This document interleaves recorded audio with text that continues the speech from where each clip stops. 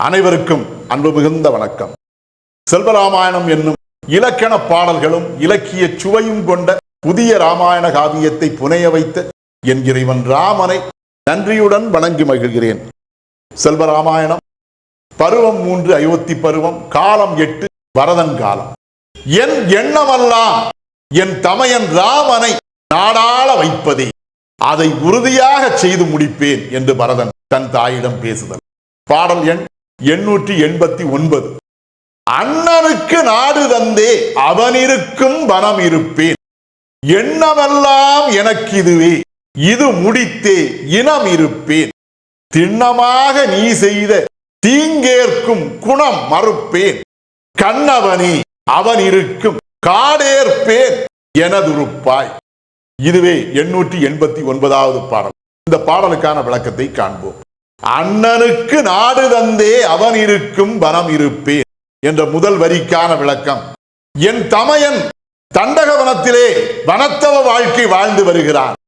அந்த தமையனை நான் தண்டக வனம் சென்று சந்தித்து அவருக்கு இளவரசு பட்டத்தை சூட்டி நாடாளும் பொறுப்பை அவனிடம் ஒப்படைத்து விட்டு, அதற்கு பதிலாக அவன் இப்போது மேற்கொண்டு வரக்கூடிய அந்த வனத்தவ வாழ்க்கையை அவனுக்கு பதிலாக நான் மேற்கொள்வேன்.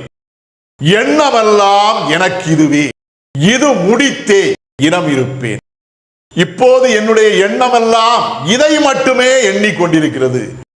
எனவே என் தமையன் வனத்தவ வாழ்க்கை மேற்கொள்ள வேண்டிய அந்த 14 ஆண்டு காலமும் நானே அவனுக்கு பதிலாக அந்த தண்டக வனத்திலே இருந்து 14 ஆண்டு கால வனத்தவ வாழ்க்கையையும் நிறைவு செய்து விட்டே அதன் பின்னே அயோத்திக்கு வந்து என்னுடைய இனத்தாருடன் வாழுவேன்.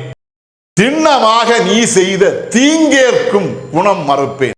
அவ்வாறு செய்யாமல் மிகவும் உறுதியாக எனக்கு நீ செய்த தீங்கின் காரணத்தால், நீ செய்த குற்றத்தின் காரணத்தால் இளவரசு பட்டம் என்று நீ உருவாக்கி வைத்த அந்த இளவரசு பட்டத்தை நான் மிகவும் உறுதியாக ஏற்றுக்கொள்ளவே மாட்டேன்.